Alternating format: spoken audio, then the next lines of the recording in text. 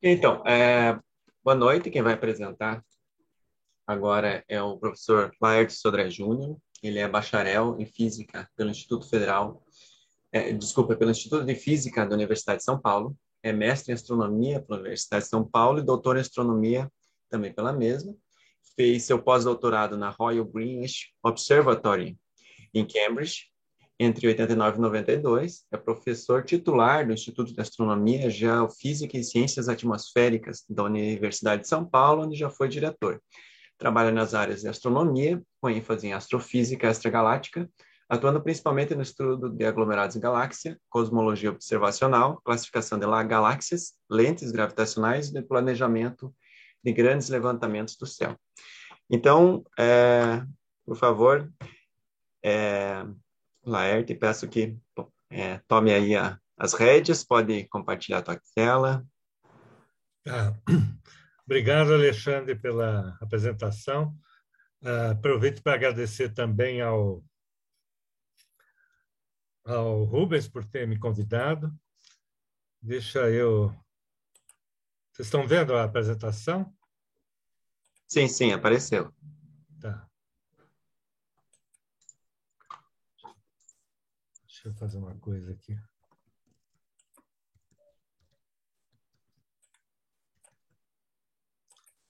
Tá. Bem, então hoje eu vou falar sobre inteligência artificial na astronomia, né?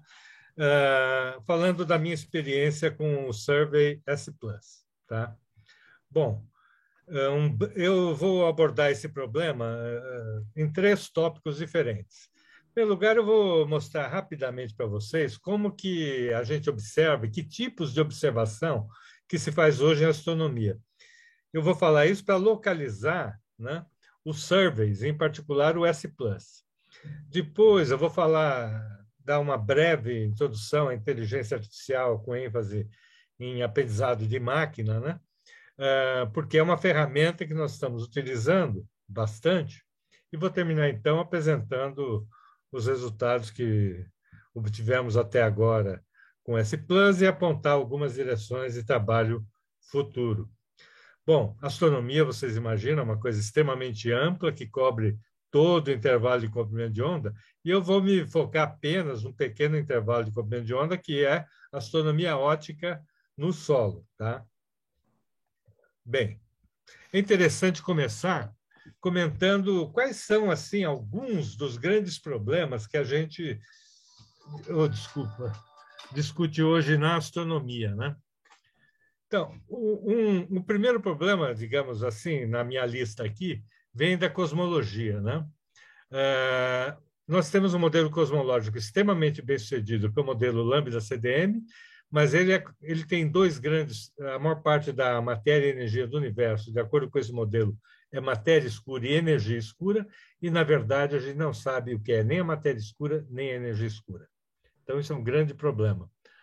Um outro problema interessante é a questão das galáxias, como elas nascem e evoluem. E uma coisa que está ficando cada vez mais claro é que, ao menos as galáxias gigantes, elas têm buracos negros supermassivos em seu centro. E existe uma relação muito forte entre a evolução desses buracos negros e a própria galáxia. Porém, os detalhes dessa evolução estão longe de serem compreendidos. A nossa própria galáxia, a Via Láctea, como ela se formou, como ela evoluiu. Hoje nós sabemos da importância dos satélites que tem as galáxias em geral têm em volta na sua própria evolução. Isso é uma coisa que nós estamos descobrindo mais recentemente. E, finalmente, uma grande questão, né, que nós pretendemos encontrar uma resposta, digamos, numa escala de 10, 20 anos. Se há vida fora da Terra. Bom, então, começando falando, então, sobre a observação astronômica, sobre a observação astronômica hoje, né? Há várias formas da gente pensar nesse problema, mas eu gostaria de colocar em três temas. A gente pode observar presencialmente, indo ao telescópio, como a gente vê Hubble aqui no telescópio de Monte Palomar, ou um modo que é dos mais comuns hoje em dia, né? Observação em fila. Você manda para o observatório, por exemplo, para o observatório Gemini ou para o SOAR, a lista dos objetos que você quer observar com as características da observação, tempo de integração, filtros, fotometria, espectroscopia, etc. Essa é a observação que a gente chama de fila e que torna mais eficiente a observação, porque a fila pode ser organizada de acordo com as condições meteorológicas, por exemplo. Finalmente, os surveys, que é um tipo de observação que está se mostrando essencial e que eu vou falar mais a seguir, né? Além disso, né, a gente pode, em termos de observação, pensar no seguinte: bom, eu aponto o telescópio e observo um objeto, por exemplo. No caso aqui, eu estou mostrando uma imagem, né, que fizemos usando o telescópio Gemini, de um grupo fóssil de galáxias, quer dizer, um grupo de galáxias onde essa galáxia central aqui engoliu várias das vizinhas. Então, ela só tem satélites de muita baixa luminosidade em volta. É um tipo de objeto interessante que eu já andei estudando. Então, muitas das nossas observações são de objetos individuais. Porém, um tipo de observação que tem se demonstrado extremamente interessante e produtivo são os surveys, onde se observa grandes áreas do céu, tá? Aqui, por exemplo, está o que a gente chama de footprint, né? A região da esfera celeste, observada pelo Sloan Digital Sky Survey. Esse levantamento ele observou tanto fotométrica quanto espectroscopicamente essas regiões. E aqui, por exemplo, está um mapa da distribuição de galáxias numa certa região, né, obtido através desse levantamento, em que a gente pode perceber perfeitamente a teia cósmica, como a gente chama. O que nós estamos vendo aqui é um mapa da distribuição de galáxias em grandíssimas escalas. Tá? Aqui, por exemplo, está mostrado o redshift, e isso daqui corresponde a milhões, vários milhões, centenas de milhões de anos-luz, para vocês terem uma ideia do tamanho dessas estruturas. Então, vocês podem ver que tem estruturas muito grandes, como essa estrutura filamentar aqui, tem regiões vazias e tem grandes concentrações de galáxias onde esses filamentos se encontram. É o que a gente chama de teia cósmica. O Sloan Digital Sky Survey é considerado o projeto astronômico de maior produtividade da história até hoje. Bom, além disso, né, dependendo dos objetivos que se tem, há dois tipos principais de observação que a gente pode fazer.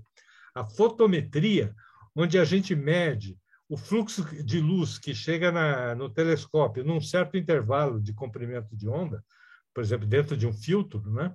Ou a espectroscopia, onde a gente usa um espectrógrafo, um dispositivo que decompõe a luz do objeto, formando, então, o espectro. Aqui a gente tem o comprimento de onda da região visível, né? 4.000 é bem azul, 9.000 é quase infravermelho próximo, e aqui a gente tem o fluxo que chega no telescópio.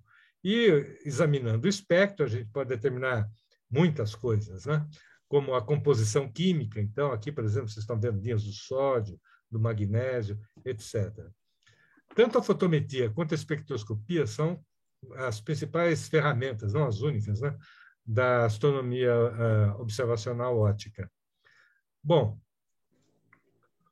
os surveys objetivo, então, observar grandes áreas do céu ou, às vezes, né, tem uma coisa que é mais ou menos oposto, quer dizer, a gente observa uma área pequena, mas durante muito, muito tempo, de modo que a gente tem uma observação muito profunda daquela área.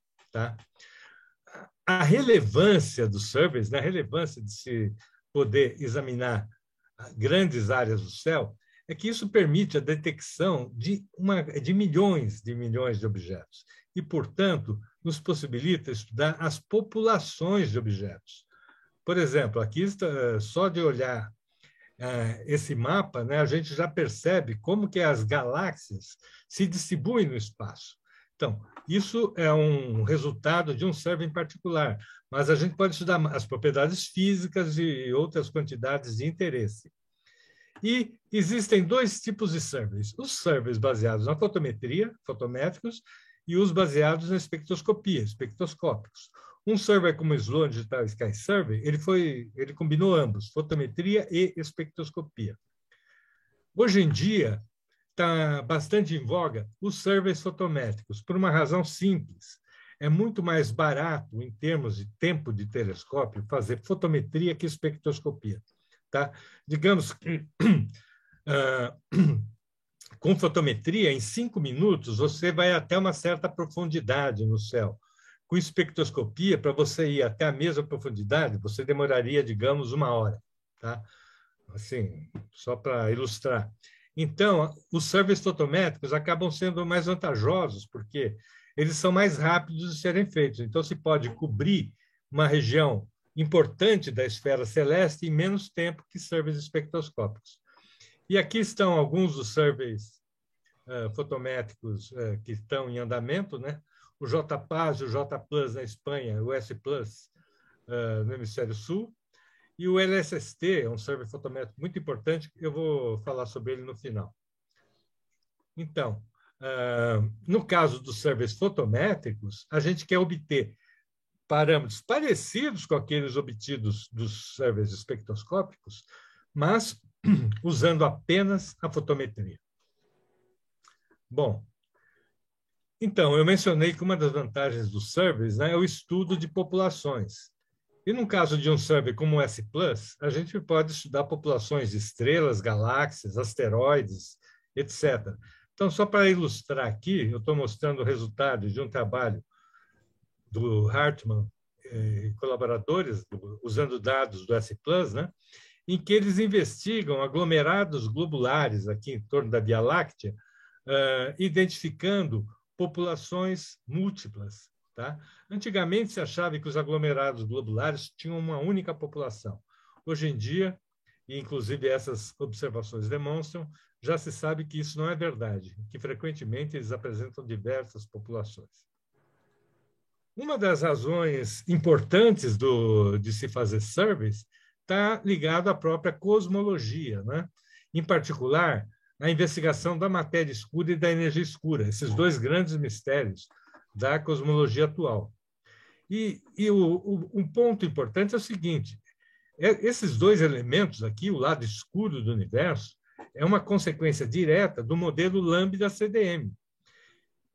Lambda está associada à energia escura e CDM, quer dizer Cold Dark Matter, é a matéria escura. Tá? Esse modelo explica muito bem a distribuição de galáxias. Para mostrar isso, eu vou ilustrar isso assim. Aqui em azul, mais ou menos, nós estamos vendo observações, tá? Feitas com diferentes surveys, em diferentes regiões do céu. Aqui embaixo, em vermelho, nós estamos vendo simulações feitas em computador de modelos usando a cosmologia Lambda-CDM. E vocês podem ver que o tipo de estrutura que a gente observa nas simulações é muito semelhante ao tipo de estruturas que a gente observa na realidade. Essa é uma das razões, não a única, para o sucesso do modelo Lambda-CDM. Então, os surveys são importantes no estudo da cosmologia, porque eu gosto sempre de dizer que a cosmologia, de certo modo, está impressa na distribuição de galáxias. Tá? Eu vou ilustrar isso com esses diagramas aqui embaixo. Nós vimos, né, a teia cósmica, na verdade, ela é importante do ponto de vista cosmológico, porque, de certo modo, as suas propriedades trazem informações tanto sobre a matéria escura quanto sobre a energia escura. Tá? Então, examinando as propriedades da teia cósmica, eu posso fazer inferências sobre a natureza dessas quantidades escuras. Então, aqui, por exemplo, estou mostrando 3 simulações. Né? O modelo padrão de Lambda-CDM, um modelo sem energia escura e um modelo não com matéria escura fria, né, que é a matéria escura usual, mas com matéria escura morna. Por exemplo, uma que poderia ser associada a neutrinos. Isso daqui seriam simulações dessa teia cósmica, tá? Vista mais ou menos em 3D. Então, assim é mais ou menos o que a gente espera com o lambda CDM. Vocês podem verificar que, dependendo do tipo de hipótese que eu adoto para a cosmologia, eu obtenho padrões diferentes para a distribuição de galáxias. Tá? Então, um dos objetivos do estudo da distribuição de galáxias no espaço é justamente fazer inferências sobre a matéria escura, o tipo de matéria escura, se é warm ou cold, se tem ou não tem energia escura realmente, e assim por diante. Além disso, o estudo de milhões e bilhões de galáxias, tá? O LSST vai observar bilhões de objetos, vai permitir a gente fazer inferências sobre a evolução das galáxias e a dependência dela do ambiente. Uma galáxia que evolui num vazio é muito diferente da evolução de uma galáxia em um aglomerado, por exemplo. E esse tipo de estudo é permitido pelos dados coletados nesses surveys. Tá? Bom, então, o que é o S+. S+ quer dizer Sounder Photometric Local Universe Survey. Tá? Um survey, um levantamento do universo local do hemisfério sul usando fotometria. Ele é feito por esse telescópio aqui, que a gente chama de T80, que é um telescópio de 83 centímetros de diâmetro, que fica no Chile, no Observatório de Cerro Tololo. Então, aqui está a parte principal do observatório, né? Não sei se é a parte principal, mas é a parte mais antiga do observatório. E o S+ está aqui nessa... Aqui tem vários telescópios pequenos, né? E o S+ está nesse prédio aqui, que é esse mesmo mostrado aqui. Tá? Isso daqui é o CCD, né? Que é o detector do S+. Olha o tamanho dele, ele tem quase 10.000 por 10.000 pixels. Vocês podem comparar com o CCD que está na máquina fotográfica de vocês. Todos os celulares, né? Hoje em dia são equipados com os detetores CCD para a gente fazer fotografia. Tá? Então, olha só o tamanho desse CCD aqui. É ele que permite a gente fazer um survey eficiente com o S+. Tá? Bom, quais são as vantagens do S+. A primeira é que ele vai fazer fotometria, mas não em uma, duas bandas. Né? O Sloan Digital Sky Survey, por exemplo, que eu mencionei que foi um survey extremamente bem sucedido, observou em 5 bandas. Tá? O S+ vai observar em cinco bandas parecidas com as do Sloan Digital Sky Survey, o SDSS, que são o que a gente chama de bandas largas.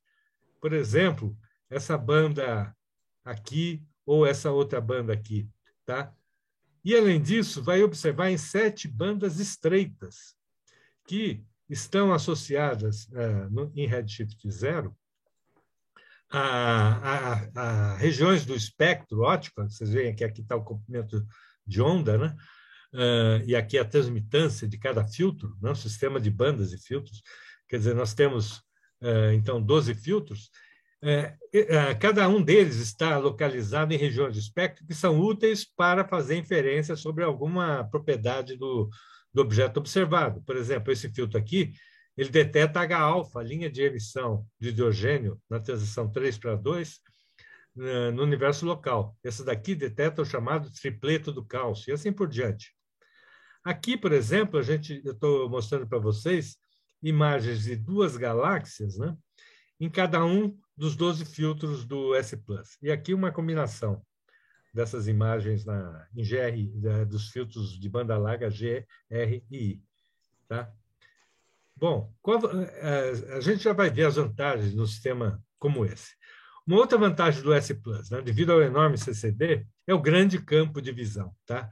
A gente pode observar, numa única exposição, uma área correspondente a um quadrado de 1,4 graus de lado. Para vocês terem uma ideia do que significa isso em termos de tamanho, a lua cheia no céu, ocupa mais ou menos meio grau. Então, isso é quase... A largura disso daqui é quase 3 luas cheias. Tá? E para vocês terem uma ideia da qualidade das imagens, aqui tem uma imagem obtida de um certo campo, que contém um aglomerado de galáxias, o aglomerado de Hidra, e essa regiãozinha aqui está ampliada aqui. Tá? Então, Aqui eu estou mostrando uma área correspondente a uma largura de 15 minutos. Aqui tem uma galáxia, que é a galáxia principal do aglomerado, que está mostrada aqui, tá? São zooms na mesma imagem, tá? A gente vê que ela tem um núcleo que está ilustrado aqui embaixo. Então, vocês veem o poder que tem essas imagens, tá? Aqui, eu estou mostrando a área do céu em azul, né, que já foi observada até agora, e as áreas que devem ser observadas no futuro próximo. Tá? Esse mês foi liberado para quem estiver interessado o chamado Data Release 4, DR4, que corresponde a uma área observada no céu do hemisfério sul de cerca de 3.000 graus quadrados. Tá? O survey, no final das contas, vai ter cerca de 9.600 graus quadrados. Bom, e dentro dessa área já observada, já houve algumas descobertas interessantes. Então, só falando de um trabalho recente, né, do Vinícius Placo, que atualmente está trabalhando no NORLAB, da National Science Foundation dos Estados Unidos, e colaboradores, eles identificaram a estrela com menor abundância de carbono conhecida. Tá?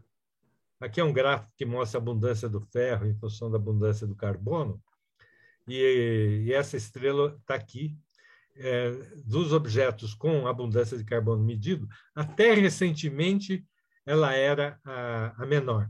Recentemente apareceu uma que é que tem uma abundância ligeiramente menor que essa daqui. E tudo isso, bom, esses papers são recentes, são desse ano, tá? Bom, o ponto é o seguinte, com imagens como essa, né, que eu mostrei do S+, vocês podem imaginar a quantidade de informação que tem em cada imagem. Temos 12 imagens de cada pedaço do céu, temos uma área imensa do céu observada. Então, isso traz um tremendo desafio. No final do survey, nós vamos ter observado cerca de 9.600 graus quadrados, coletado da ordem de 500 terabytes de dados.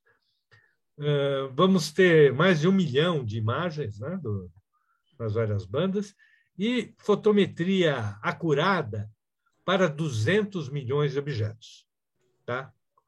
Bom, a análise desses dados depende do interesse científico de cada um, né? E, no meu caso particular, eu tenho utilizado técnicas de aprendizado de máquina para estimar parâmetros de galáxias, principalmente, que eu tenho interesse.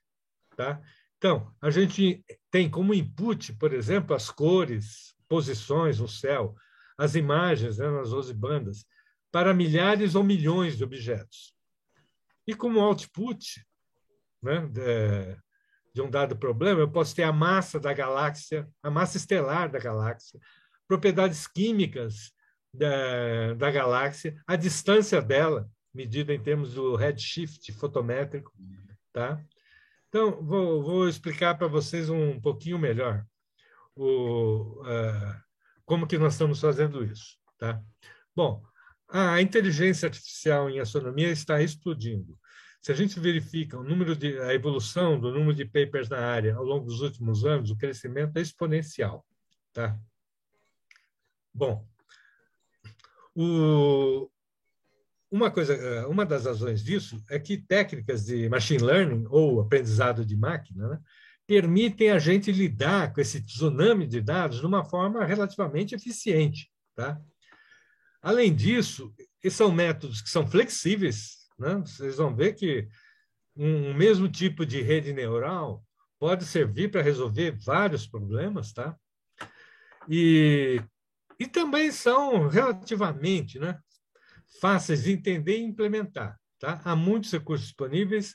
No final da minha apresentação, menciono alguns.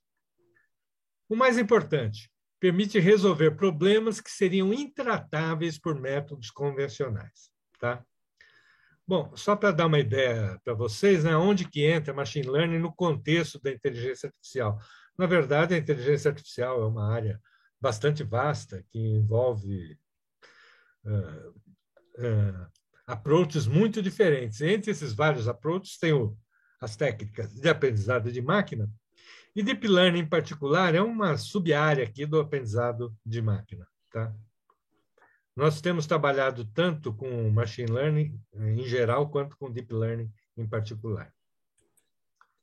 Bom, em astronomia, né, os dados aparecem numa grande variedade de tipos. Então, a gente, por exemplo, tem espectros, tem imagens, tem cubos de dados. Cubos de dados são, eu tenho uma imagem e associado a cada pixel, eu tenho um espectro. Notem o seguinte, se eu faço uma pilha das 12 imagens do S+, tá? Eu tenho um cubo de dados. Em cada pixel, eu vou ter a fotometria em 12 bandas diferentes. Tá? Isso é um espectro de baixa resolução. Daí a importância do S+ para vários estudos. Em particular, permite, de certo modo, a gente emular a espectroscopia com essa fotometria e obter parâmetros que são próprios da espectroscopia. Tá? Eu vou mostrar isso mais adiante. Séries temporais é outro tipo de dado muito importante. Bom, a gente sempre acaba trabalhando, de certo modo, com tabelas. Agora, essas tabelas podem refletir dados na forma de vetores, matrizes, tensores. Podem ser extremamente complexas. Bom, um conceito que eu acho muito importante as pessoas saberem é o conceito do espaço de dados. Tá? Vamos supor que eu tenho um conjunto de dados. Por exemplo, aqui eu tenho 3 cores. Tá? G-R é uma cor, I-E é outra cor. Isso daqui é outra cor. E plotando um certo conjunto de dados nesse espaço aqui, vocês notam o seguinte, os dados não estão distribuídos de qualquer jeito, mas eles formam estruturas. Né?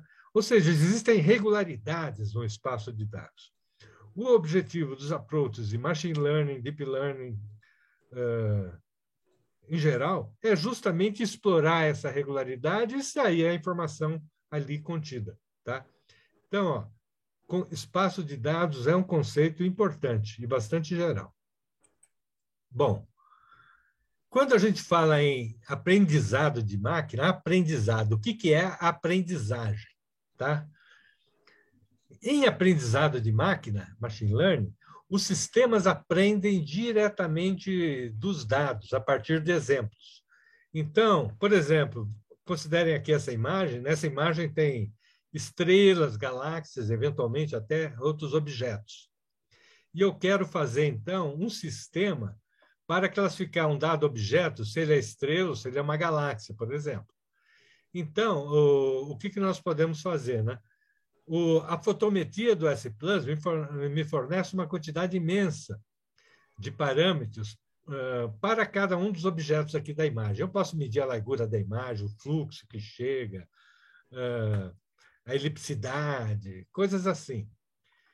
E, usando um conjunto de treinamento, por exemplo, em que eu sei que esse objeto é uma estrela, esse é uma estrela, esse é uma galáxia, eu posso treinar um algoritmo a partir desses exemplos, tal que, se eu apresento para ele uma imagem que ele nunca viu antes, ele vai me dizer, esse daqui é uma estrela, isso daqui é uma galáxia. Ele vai aprender a fazer essa classificação. Então, é por isso que a gente diz que o algoritmo aprende a partir de exemplos. Tá? Bom, o algoritmo, em geral, tem um conjunto de parâmetros que são ajustados conforme novos exemplos são apresentados. Né? O aprendizado, na fase de aprendizado, cada exemplo ajuda o algoritmo a ser, digamos assim, ajustado. Né? É esse tipo de coisa aqui que promove o aprendizado, tá? Esses ajustes de parâmetros. Então, o objetivo, por exemplo, né, quando eu trato de um problema de classificação, como esse de estrela ou galáxia, é minimizar o erro na classificação, quer dizer, é maximizar a classificação de estrelas para objetos que são estrelas e de galáxias para objetos que são galáxias. Tá? Então, se vocês percebem, esse tipo de coisa é equivalente a otimizar o modelo. minimizar ou maximizar uma função, tá? Que certamente o conceito de otimização de modelo é uma coisa que eu imagino que vocês conheçam. E, na verdade, o aprendizado é exatamente isso. No caso aí da área de aprendizado de máquina, tem todo um jargão que se usa para descrever, de forma que não necessariamente a gente entende de imediato, conceitos que em física a gente conhece com outros nomes. Tá? Então, um deles é esse, aprendizado igual otimização de modelo. Bom, então, vamos considerar o seguinte, vamos supor que eu tenho uma certa variável y, por exemplo, a distância de uma galáxia, que eu quero determinar a partir de um conjunto de variáveis x, que podem ser, por exemplo, a fotometria nas 12 bandas do S+. Eu vou implementar um modelo que tem um conjunto de parâmetros que eu vou chamar de W. Tá? Então, no caso, o x e o y podem ser dados da natureza mais variável possível. Por exemplo, pode ser escalar, vetor, tensor. Os dados podem estar em tabelas, na forma de imagens. Tá? Mas, essencialmente, o que eu tenho é a implementação de uma função. Tá? A função aqui pode ser uma função muito pouco usual. Por exemplo, o que a gente chama de random forest, um conjunto de árvores de decisão, ou uma rede de neurônios artificiais, mas não passa de uma função. No caso, veja bem, isso é para um certo conjunto de algoritmos e machine learning. Tá? Tem outros tipos de algoritmos que não implementam necessariamente uma função, mas os mais importantes, no meu interesse, são desse tipo. Então, por exemplo, no caso dessa rede neural aqui, eu tenho um monte de parâmetros de entrada, por exemplo, a fotometria nas 12 bandas, passa por um monte de coisa aqui dentro e, no final das contas, eu tenho uma saída, por exemplo. Né? No caso, é uma saída escalar, que pode ser, por exemplo, a distância da galáxia. Tá? Então, essas funções que a gente utiliza em aprendizado de máquina são funções que, em geral, não são muito comuns. Tá? Em geral, a gente está acostumado a ajustar reta, polinômios, tal. Aqui, não. Aqui a gente vai usar como algoritmos árvores de decisão, redes neurais, coisas desse tipo. Tá? Bom, continuando com a questão da aprendizagem. Né? Então, a gente quer estimar y a partir de x, usando um modelo que tem parâmetros w. Como eu mencionei, o aprendizado que envolve é justamente a determinação dos parâmetros w. E isso essencialmente a otimização de um modelo. Tá? Então, para a gente fazer isso, a gente precisa de duas coisas. Em primeiro lugar, precisa de uma função de custo ou de perda. Como que eu sei que um modelo está bom ou não está? Tá? Então, isso é medido justamente por essa função. Um exemplo de função de custo que eu creio que todos vocês conhecem é o Q², que é desvio quadrático médio. Se eu quero ajustar uma função, por exemplo, uma reta, né? Aqui no caso de baixo, a um conjunto de dados, eu vou minimizar o desvio quadrático médio entre a reta e os pontos do conjunto de dados. Tá? Então, o Q², que é isso que eu mencionei, é um tipo de função de custo. E tem vários outros tipos de função de custo, inclusive dependendo do tipo de problema. Esse, então, é um conceito importante. O outro conceito é o do otimizador que a gente utiliza em aprendizado de máquina. Existem muitas vertentes, mas o algoritmo básico é o algoritmo mais conhecido de minimização que existe, que é o gradiente descendente. Tá? Então, o que é o gradiente descendente? Então, vamos supor que eu tenho que isso daqui é a função de custo que eu tenho em função de dois parâmetros, tá? X e Y. Aqui eu tenho essa função de custo. Então, eu quero minimizar a função. Então, eu quero chegar nesse ponto aqui. Vamos supor que eu começo nesse ponto. Nesse ponto, eu calculo o gradiente da função, o gradiente vai apontar para cá, digamos, então eu vou na direção oposta e venho até esse ponto. Novamente, calculo o gradiente, ele vai apontar para cá, eu vou na direção oposta. E assim por diante, até chegar próximo ao mínimo, de acordo com um certo critério de convergência. Esse algoritmo extremamente simples é o que está por trás de todo o sucesso do deep learning, de machine learning, etc., hoje em dia. Tá? Aqui eu estou mostrando um exemplo bem simples de um ajuste de uma reta, né? Mas ao invés de usar... Aí, aqui eu implementei um programinha que faz o gradiente descendente. Então, começo com parâmetros. A reta tem dois parâmetros, né? Digamos, o A e o B. E eu começo com os parâmetros quaisquer, então essa é a primeira reta, a primeira iteração. Tá? O gradiente descendente, como eu mostrei aqui, é um algoritmo iterativo. Na iteração seguinte, é essa outra reta que eu obtenho. Por quê? Ele vem para cá, aqui o erro já está menor do que estava aqui. Vocês veem que essa reta já se aproximou mais do conjunto de pontos. E assim por diante, até que depois de um certo número de iterações, o algoritmo converge para a solução que seria a mesma que eu obteria usando métodos analíticos. Né? No caso da regressão linear, não precisaria usar machine learning para encontrar a melhor solução. Aqui eu fiz isso apenas para ilustrar como o procedimento funciona. Um outro conceito importante em aprendizado de máquina é o de generalização. Tá? Então, modelos de deep learning, por exemplo, têm literalmente milhões de parâmetros. Podem ter milhões de parâmetros.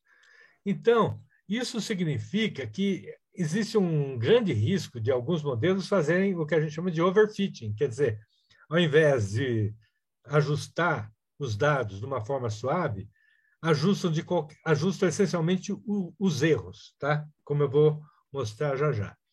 Então, como que, em geral, a gente, para fazer um ajuste com machine learning, né, a gente trabalha com um conjunto de treinamento. Novamente, isso é para um certo tipo de algoritmos envolvidos, por exemplo, com classificação ou regressão, que são os dois que eu vou dar mais ênfase hoje.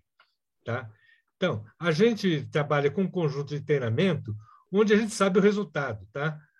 Por exemplo, se eu quero classificar estrela ou galáxia, eu tenho um conjunto de objetos no conjunto de treinamento que eu já sei a priori se são estrelas ou galáxias. Posso fazer, por exemplo, uma classificação visual ou usar outros levantamentos, outros surveys daquela mesma área do céu para fazer isso. Bom, então, digamos que eu treino com o conjunto de treinamento. Agora, se eu aplicar a novos dados, como que o algoritmo vai se comportar? Então, a gente gostaria que bons modelos fizessem boas previsões, tá? No jargão de aprendizado de máquina, a gente quer dizer, então, que eles devem generalizar bem, tá? Bom, você já vai entender um pouquinho melhor o que eu quero dizer agora. Em geral, a gente pega um conjunto de dados para problemas desse tipo e divide em três partes. Uma parte é o conjunto de treinamento que a gente usa para ajustar os parâmetros do modelo, o tal do W que eu falei antes. Uma outra parte é para validar o aprendizado do conjunto de treinamento, quer dizer, eu ajusto os parâmetros e uso o conjunto de validação para ver como que o modelo está se comportando, assim por diante. E, finalmente, um conjunto de teste que não é usado durante o treinamento e que vai, no final das contas, como vai ser dados novos que o modelo vai ver, vai servir para a gente avaliar a sua qualidade. Tá?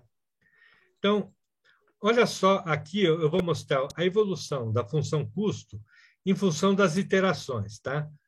Um outro jargão é que a gente chama essas iterações de épocas, por exemplo.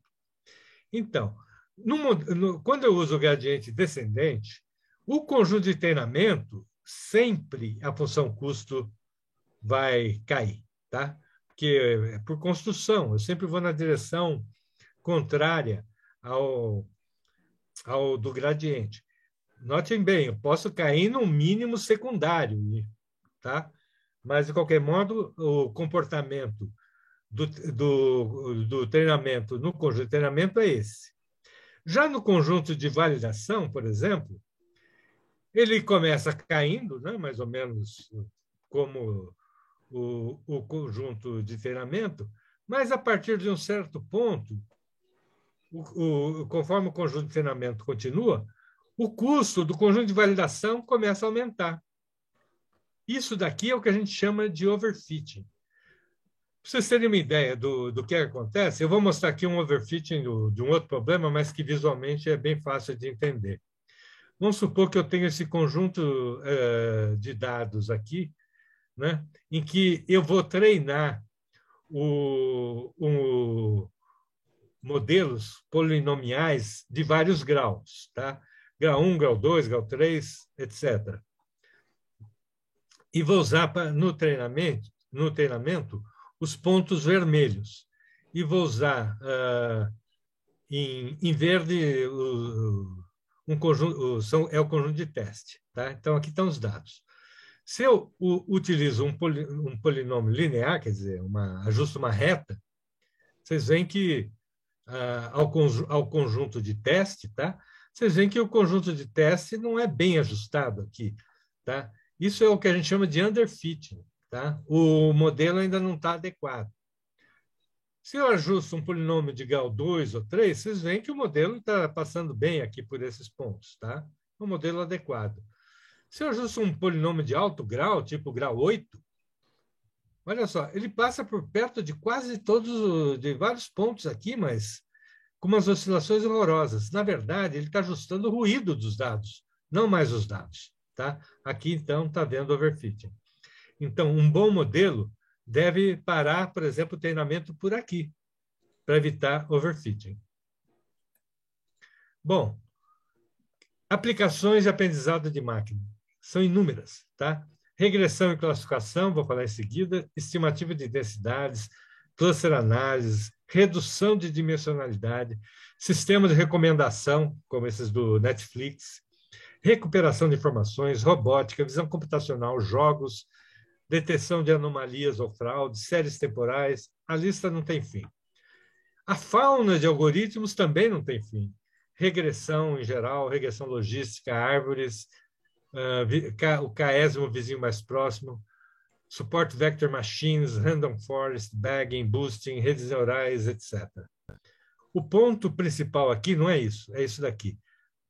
O aprendizado de máquina permite modelar com relativa facilidade problemas complexos não lineares. Bom, aqui é só uma ilustração de vários tipos de algoritmos, tá?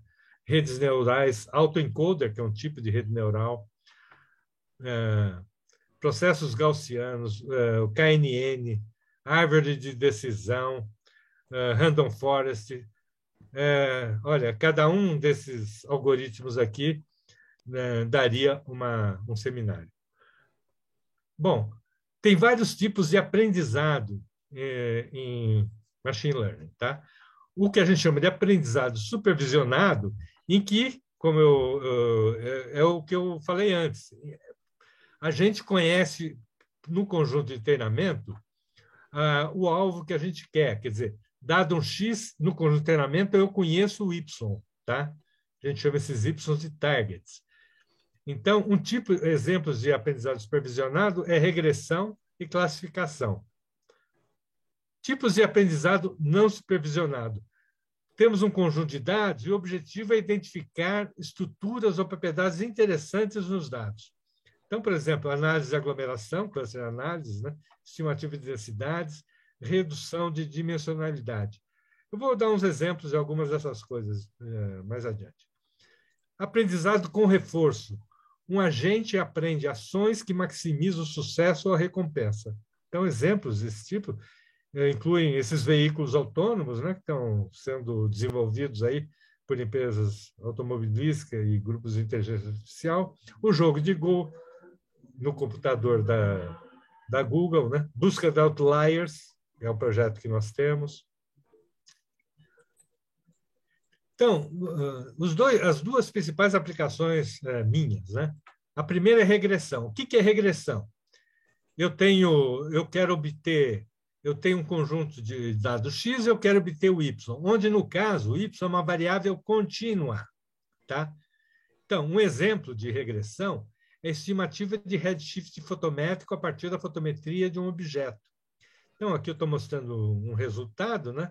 Eu treinei um algoritmo com objetos com redshift espectroscópico conhecido e, usando a fotometria do S+, usando a fotometria do S+. Depois eu aplico isso. E aqui, então, por exemplo, está mostrando o resultado no conjunto de teste. Aqui está o resultado, o redshift espectroscópio, e aqui o redshift fotométrico resultante. Aqui é a linha 1:1, então vocês veem que, embora tenha uma dispersão, a gente consegue obter uma estimativa da distância dos objetos, porque é isso que o redshift mede. Tá? Exemplos de algoritmos bons para regressão: redes de neurônios artificiais, tem vários tipos, regressão com kernel, KNN, floresta aleatórias, né, random forest, processos gaussianos, inúmeros, dezenas, centenas de algoritmos. Um problema semelhante é classificação. A diferença entre classificação e regressão é que, no caso da classificação, o y é uma variável categórica ou discreta, 0 ou 1, espiral ou elíptica, coisas desse tipo. Mas vocês notam que são problemas parecidos. Tá? Uma diferença importante é que as funções de custo são diferentes. Num caso, por exemplo, de regressão, a gente pode estar querendo minimizar o Q², e aqui eu estou querendo minimizar as classificações erradas. Então, se usam funções de custo diferentes. Então, em classificação, por exemplo, a gente quer estimar classes. O objeto é estrela ou é galáxia, é uma espiral ou uma elíptica. Tá? A gente pode fazer tanto classificações binárias quanto em várias classes. Né? Então, exemplos de algoritmos. Regressão logística, que, embora tenha esse nome, é um algoritmo de classificação. Árvores de decisão, KNN, redes de neurônios artificiais, random forest. Vocês notam que vários algoritmos servem tanto para classificação quanto para regressão. Aqui eu estou ilustrando com uma árvore de decisão em que eu dou a fotometria e a árvore vai dividindo em ramos até dar aqui as percentagens aí do objeto ser uma estrela ou galáxia, por exemplo. Bom, então, vou começar a falar de algumas aplicações, e a primeira aqui é justamente sobre os redshifts fotométricos. Né? O redshift ele mede essencialmente o desvio espectral. E, a partir do desvio espectral, eu posso, por exemplo, determinar a distância de uma galáxia. Em geral, a gente usa espectros para isso, porque o deslocamento dessas linhas, né? Aqui é o espectro em repouso. Em repouso significa que, em Z igual a 0, essa linha do sódio aqui cai em mais ou menos 6.000 anos. Porém, conforme eu vou para redshifts maiores, essa linha vai se deslocando para o vermelho, por isso que chama redshift. Então, em vez de vê-la nesse comprimento de onda, eu vou ver aqui ou aqui, dependendo do redshift. Tá? Então, a medida de redshift desse jeito leva ao que a gente chama de redshift espectroscópico. No caso de surveys fotométricos, como S+, nós temos fotometria em 12 bandas. Então, o que nos permite determinar o redshift fotométrico? Né? A gente chama assim para distinguir do redshift espectroscópico. É que essa fotometria em 12 bandas, vocês veem que ela mais ou menos aproxima a forma do espectro. E é isso, então, que nos permite, né, usando a fotometria, estimar a espectroscopia. O redshift, no caso, como se fosse uma espectroscopia de baixa resolução. Então, aqui eu estou mostrando o resultado da tese de mestrado do Eric, que é, por sinal, aí de Curitiba, tá? Estudou aí com vocês, e em que ele testou vários algoritmos, né, para determinação de redshifts fotométricos, e os melhores, atualmente a gente está trabalhando com o que a gente chama de redes neurais bayesianas. Né? E aqui tem uma ilustração, né, do algoritmo. Aqui o Eric deu como input não só a fotometria do S+, mas outros tipos de parâmetros extraídos das imagens. Né?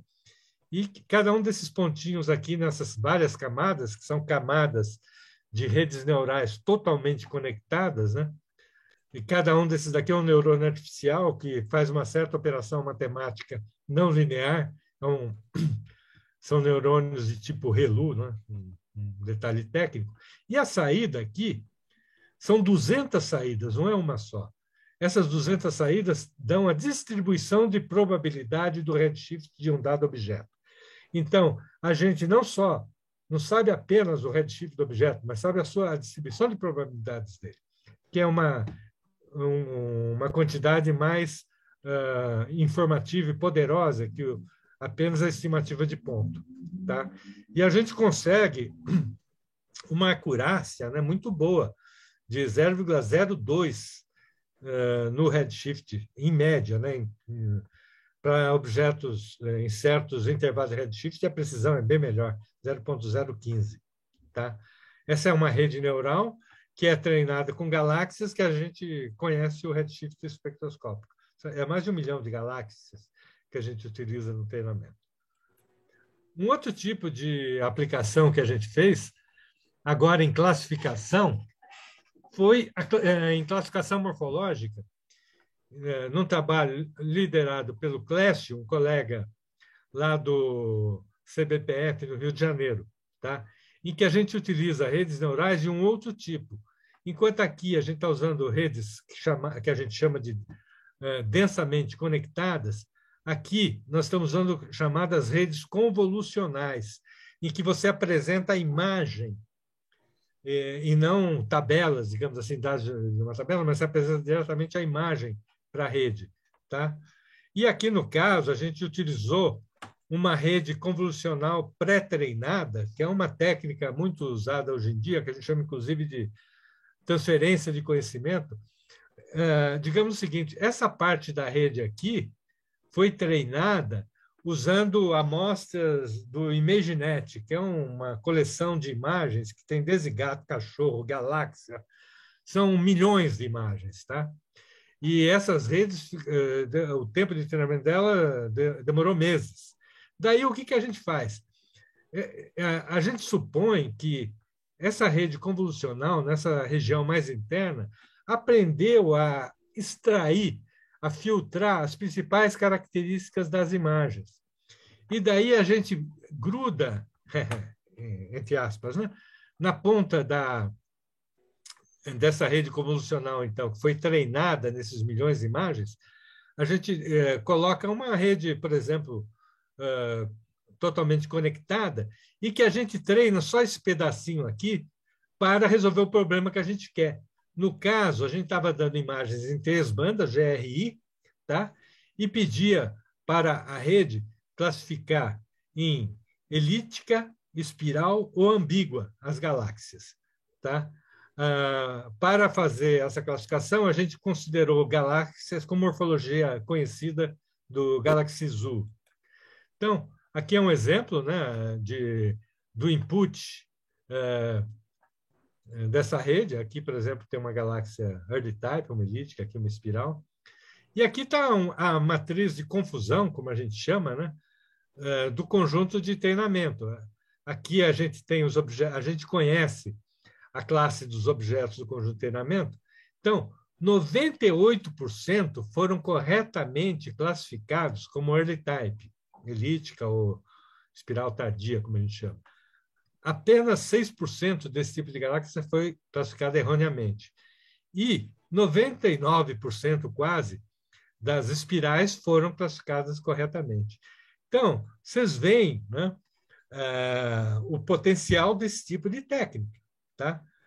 E com isso que nós fizemos? Classificamos milhares de imagens e os dados estão disponíveis. Tá? E, atualmente, a gente está trabalhando para um novo release, né, que é o DR4 do S Plus, em atualizar essa classificação para um número muito maior de objetos. É interessante notar o seguinte, vou fazer propaganda minha aqui. Aqui, então, a gente está obtendo uma acurácia da ordem de 98% a 99%. O primeiro trabalho de inteligência artificial em astronomia é esse daqui, do qual que eu fiz durante o meu pós-doc, tá? Na Inglaterra, em que nós treinamos uma rede neural, que era uma novidade na época, tá? Ninguém...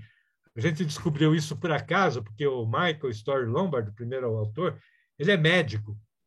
E acho que é o único paper no Monthly Notes of the Royal Astronomical Society que é liderado por um médico e não por um astrônomo ou estatístico e tal.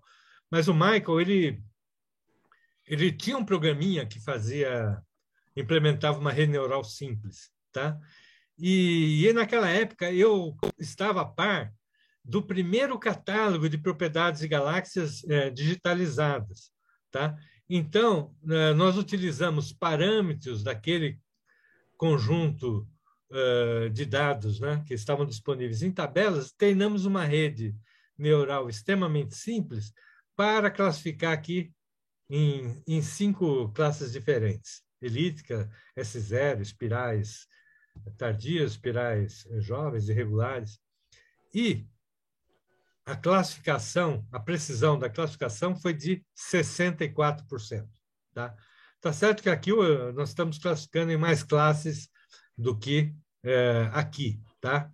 Mas, de qualquer maneira, eu mostro isso para vocês verem o quanto que a gente avançou desde 1992, quando apareceu o primeiro paper usando técnicas de inteligência artificial em astronomia, até agora, tá? O imenso progresso que foi feito nesse período. Bom, uma outra aplicação, classificação estrela-galáxia-quasar, usando um algoritmo chamado Random Forest.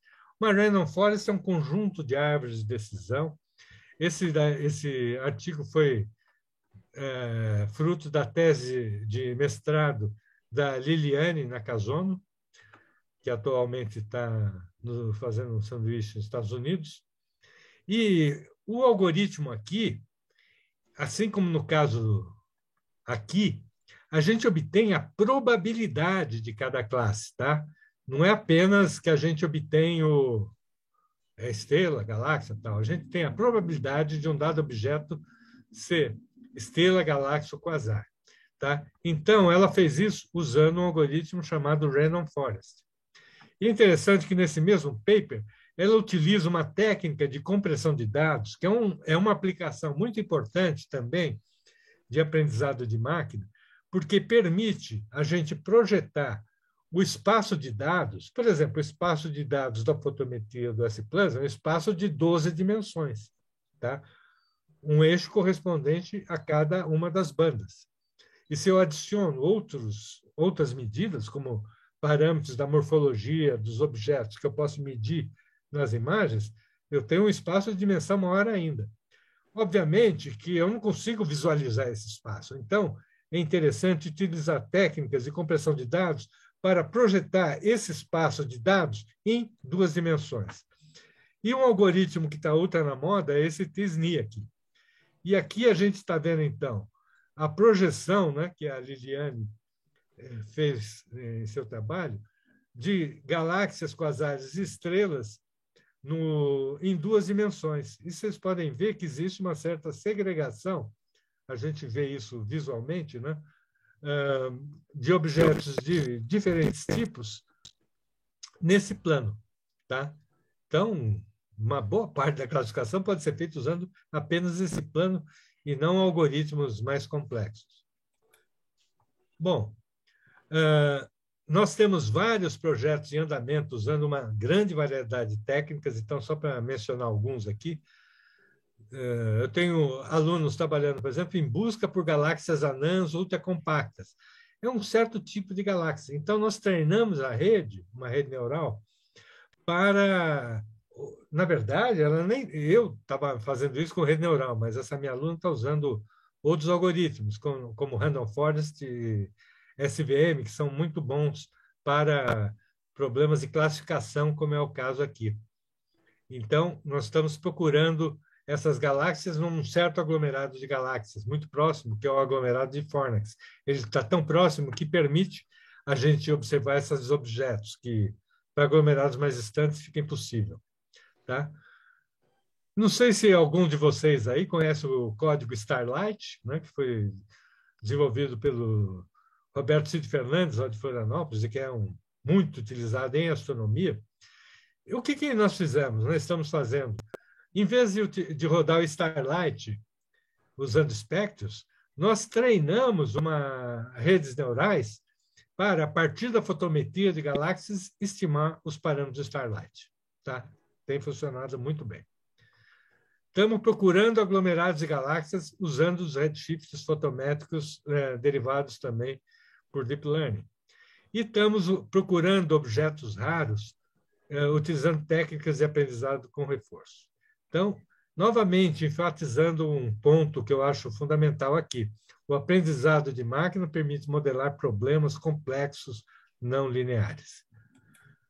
Bom, para encerrar, eu gostaria de falar duas coisas para vocês, porque que eu acho que vão ser muito importantes para o futuro da astronomia. Tá? O ano que vem, devem ter em operação o LSST. O LSST quer dizer Legacy Survey of Space and Time. Vai ser conduzido no Observatório Vera Rubin. Aqui tem um desenho do telescópio. Tá?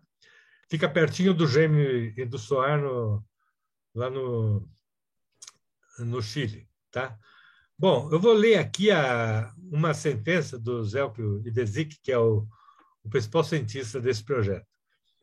O LSST, em uma sentença, ele vai fazer um levantamento, tanto no óptico quanto no infravermelho próximo. Na verdade, as bandas do infravermelho próximo do óptico são semelhantes às bandas largas do S+. Né? Em metade do céu, nessas bandas aqui, U, G, R e Z, Y é um pouquinho mais vermelho que a banda Z, que é a mais vermelha do S+. Até uma magnitude extremamente profunda. Esse tipo de magnitude aqui é atingida, por exemplo, pelo Hubble Space Telescope. E o que é mais incrível, cada região do céu, né, do hemisfério sul, vai ser observada da ordem de 1000 vezes ao longo de 10 anos. Então, isso significa, na prática, que o LSST vai abrir a janela temporal, porque nós vamos poder ver o céu inteiro variando. Existem inúmeros objetos no céu que variam, e inúmeros que devem variar e que a gente não conhece. Com esse tipo de approach que o LSST vai adotar, nós vamos começar a observar essa janela. Tá? E outra janela que eu acho importante falar para vocês é da nova geração de telescópios gigantes, né, que vão entrar em operação a partir da próxima década, em particular o GMT, o Giant Magellan Telescope, que eu acho interessante falar para vocês, não só porque eu mesmo estou coordenando a participação brasileira nesse projeto nesse momento, mas o próprio Alexandre, aí, de certo modo, participa desse projeto com a gente. Tá? Então, o GMT, junto com o que a gente chama de TMT e ELT, fazem parte da nova geração de telescópios gigantes. Então, para vocês verem o tamanho do telescópio aqui, são 7 espelhos, tá? Cada um deles com cerca de 8 metros de diâmetro, 8,3 metros de diâmetro, e esse conjunto de espelhos aqui é equivalente a um único espelho de 24 metros e meio de diâmetro. Para vocês terem uma ideia, o telescópio Gemini tem um único espelho, né? Tem o Gemini Norte e o Gemini Sul, um no Chile e outro no Havaí. Mas os espelhos em cada caso é de 8 metros, quer dizer, um espelho desses é equivalente ao espelho do Gemini, tá? Que está entre os maiores telescópios da atualidade.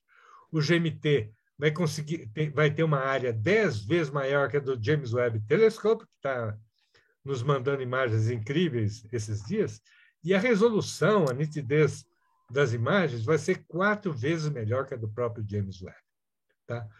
Para vocês saberem um pouco mais sobre esse projeto, eu coloquei aqui o link no YouTube de um vídeo que ficou pronto ontem. Tá? Então, se vocês assistirem, vocês vão ser dos primeiros a assisti-lo. Bom, eu paro por aqui e vou parar de compartilhar e estou à disposição de vocês para conversarmos mais sobre o tema aqui.